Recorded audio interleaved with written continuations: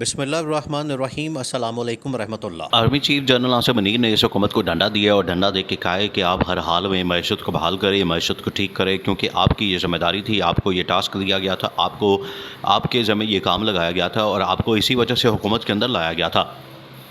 جس دن آپ کو حکومت کے اندر لایا گیا تھا، جس دن آپ کو حکومت دی گئی تھی، اس وقت D G I S P R نے یہ پریس کانفرنس کی تھی اور اس وقت یہ کہا تھا کہ پاکستان کے حالات راتوں رات بہتر ہو گئے ہیں، اسٹاک مارکیٹ اوپر چلی گئی ہے، ڈالر نیچے آ گیا ہے، پاکستان کی اکانومی بہتر ہو گئی ہے۔ اور وہ صرف آخری دن تھا، وہ واحد پہلا اور آخری دن تھا جس وقت خوشخبری ملنی تھی، جس وقت پتہ چلنا تھا کہ پاکستان کے اندر ایک نئی حکومت آئی ہے اور نئی حکومت کے ساتھ ہی پاکستان کے حالات بڑے اچھے ہو گئے ہیں۔ وہ پہلا اور آخری دن تھا، وہ دن اور آج کا دن۔ اس کے بعد جو تباہی اور بربادی شروع ہوئی ہے، اس کے بعد جو ملک کے اندر جو تباہی اور بربادی کا طوفان آیا ہے، ملک کے اندر جو بیڑا غرق کیا ہے اس حکومت نے، اب اس حکومت کو بڑا واضح طور پر آرمی چیف کی جانب سے بتا دیا گیا کہ معیشت کی بحالی کے اوپر آپ لوگ کام کریں۔ اور یہ پچھلے 1 مہینے سے، پچھلے 2 مہینے سے، پچھلے 4 مہینے سے اس حکومت کو کہا گیا تھا کہ آپ صرف اور صرف معیشت کی بحالی کے اوپر کام کریں، معیشت کے اوپر کام کریں، انویسٹمنٹ کے اوپر کام کریں، سرمایہ کاری کے اوپر کام کریں، اور جو ادھر ادھر آپ کے جو معاملات ہیں، جو اللہ تللے ہیں، جو یاشیاں ہیں، جو آنیاں جانیاں ہیں، یا جو سیاسی آپ کی جو انتقامی کارروائیاں ہیں، ان کو دفع کریں، ان کے اوپر لعنت بھیجیں اور ان کو چھوڑیں، جو اصل کام ہے آپ کا وہ کریں۔ یہ حکومت کو بڑا واضح طور پر بتا دیا گیا تھا، لیکن حکومت نے سنی انسنی کر دی، حکومت نے تو کوئی بھار ہی نہیں لیا۔ تو آج جب آئی ایم ایف کے ساتھ ڈیل نہیں ہوئی اور آئی ایم ایف کی ڈیل کے بغیر ہی ان لوگوں نے بجٹ پیش کر دیا، تو دوبارہ سے اس حکومت کو ڈنڈا دیا گیا آرمی چیف کی جانب سے، اسٹیبلشمنٹ کی جانب سے، کہ آپ نے کیا تماشا لگایا ہوا ہے ملک کے اندر، آپ نے ڈیل کرنی ہے، ڈیل کریں، معاملات بہتر کرنے ہیں کریں، اگر یہ آپ لوگ نہیں کر سکتے تو فوراً حکومت چھوڑ دیں۔ یہ بڑا کیٹیگوریکلی اس حکومت کو پیغام دیا گیا۔ اس کے بعد یہ ٹریک کے اوپر آئے ہیں۔ اب انہوں نے کیا کیا؟ اب general Asif Munir army chief کے کہنے کے اوپر انہوں نے معیشت کی بحالی کا ایک پورا پلان اور ایک پوری کمیٹی بنائی ہے۔ کمیٹیاں تو اس طرح سے یہ ڈالتے ہیں جس طرح سے محلے کے اندر کوئی عورتیں کمیٹیاں ڈالتی ہیں اور اس کے بعد کمیٹیاں پکڑ کے تو غائب ہو جاتی ہیں، بالکل اسی طرح سے ان کو عادت پڑی ہوئی ہے کہ جو بھی کوئی کام آپ نے لٹکانا ہے، یہ حکومتی سطح کے اوپر حکومت کے اندر یہ بات ویسے ہی بڑی مشہور ہے کہ کوئی کام اگر آپ نے لٹکانا ہے، کوئی کام آپ نے ٹالنا ہے، کوئی کام آپ نے اپنی گلے سے اتارنا ہے، انہوں مغروں لانا ہے، تو آپ نے کیا کرنا ہے، اس کے اوپر آپ نے کمیٹی کمیٹی بنا دینی ہے، تو آٹومیٹکلی کام فارغ ہو جائے گا۔ یہی اس حکومت نے کیا کہ کمیٹی بنا کے اس کے اندر شہباز شریف کو ڈال دیا، اس کے اندر خواجہ آصف کو، خرم دستگیر خان کو، احسان اقبال کو، رانا ثناءاللہ کو، مریم، اور پوری جنج جو ہے وہ اس کے اندر ڈال دیا، پورا ٹبر اس کے اندر کمیٹی کے اندر شامل کر کے، اس کے بعد اسٹیبلشمنٹ سے بھی کچھ لوگوں کو شامل کر کے کمیٹی بنا دی کہ وہ جی بہت بڑا کو پلان، اور کمیٹی بنا کے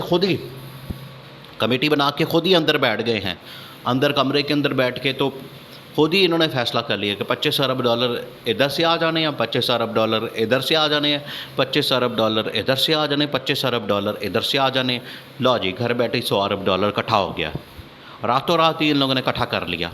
بھائی لانے کیسے ہیں، ان ملکوں کے ساتھ کیا ڈیل کرنی ہے، کن شرائط کے اوپر ڈیل ہونی ہے، پاکستان کے اندر انویسٹمنٹ کیسے کرانی ہے، اس انویسٹمنٹ کے اوپر پروفٹ کیسے دینا ہے، اس انویسٹمنٹ کے اوپر ان کو فائدہ کیسے دینا ہے، نفع کیسے دینا ہے، وہ کس طرح سے آئے گے پاکستان کے اندر، کون سے ایسے سیکٹر ہیں جہاں پر آپ نے انویسٹمنٹ کروانی ہے۔ یہ راتوں رات ہی انہوں نے $25 ارب ادھر کاغذوں میں لکھ کے تو کہا جی لو جی $100 ارب آ گیا۔ تو جنرل آصف منیر نے ان کو بڑا دو ٹوک انداز میں کہا ہے کہ معیشت کی بحالی کا پلان ایک پورا تیار کریں۔ اب ان کی تھوڑی سی دوڑ لگی ہے، اب ان کی دوڑ اس طرح سے لگی ہے کہ اب انہوں نے آئی ایم ایف کے ساتھ بھی بات چیت دوبارہ سے شروع کی ہے، آئی ایم ایف کے ساتھ انہوں نے اب بات چیت دوبارہ سے شروع کر دی ہے۔ دوسری جانب امریکہ کو بھی کہا گیا ہے کہ آپ بھی آئی ایم ایف کو کہیں کہ ہمارے ساتھ کوئی ڈیل کر لے۔ امریکی سفیر سے ملاقات کی ہے وزیر خزانہ اسحاق ڈار نے، وہ اسی سلسلے میں ملاقات کی گئی ہے تاکہ کوئی نہ کوئی مداخلت کروائی جائے امریکہ سے آئی ایم ایف کو۔ تو آئی ایم ایف یہ جو چند دن پہلے بات کر رہا تھا اسحاق ڈار کہانیاں چلانے میں تو بڑا تیز ہے کہ وہ جی ملک کے اندر بڑی دنیا میں جیو پولیٹکس ہوتی ہے پاکستان کے خلاف، اور پاکستان اس جگہ پر ہے جہاں پر عالمی سیاست ہوتی ہے۔ آپ سیاست اور جیو پولیٹکس چھوڑیں، آپ معیشت کا بتائیں کہ معیشت آپ نے ٹھیک کی ہے یا نہیں کی، اس کے اوپر زیرو۔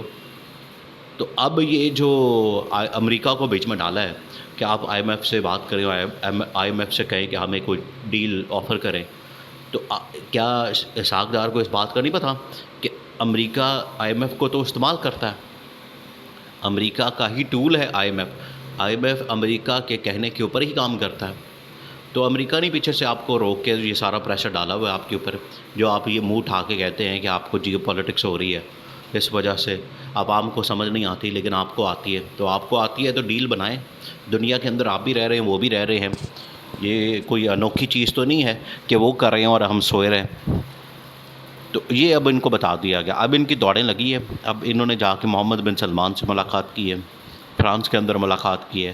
شہباز شریف یہاں سے بھاگا ہے. اصل مقصد تو اس کا ہے کہ میں یہاں سے نکلوں اور کسی طرح سے جا کے نواز شریف سے ملاقات کروں کہ بھائی جان ڈنڈا بڑا آ گیا ہے، پریشر بہت ہے، معیشت کی بحالی ہم نے نہیں کی، حکومت ہم نے جو لے لی اس کے بعد مہنگائی، بے روزگاری، ملک کے اندر تباہی اور بربادی، پارٹی بھی تباہ و برباد کر دی، اب کرنا کیا؟ تو نواز شریف نے کہنا آگے سے کہ پچھلے 15 مہینے میں تم نے کیا کیا؟ میری ایک چھوٹی سی ڈیل تو کروا نہیں سکے، این آر او تو لے نہیں سکے، میری ڈسکوالیفیکیشن تو ختم کروا نہیں سکے، شور تو نے پوری دنیا میں ڈالا ہوا ہے. تو یہ اب معاملات جا رہے ہیں کلوزنگ کی طرف، دی اینڈ کی طرف.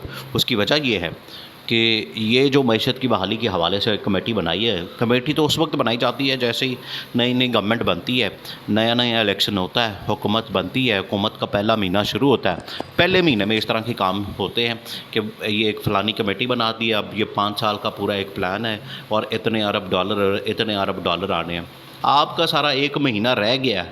یہ تو اس طرح سے ٹریٹ کر رہے ہیں جیسے ابھی پہلا مہینہ ان کا شروع ہوا ہے. آپ کا صرف ایک مہینہ رہ گیا. آپ گھر جانے کی اس وقت تیاری کریں، آپ کمیٹیاں ڈالنے کی تیاری نہ کریں.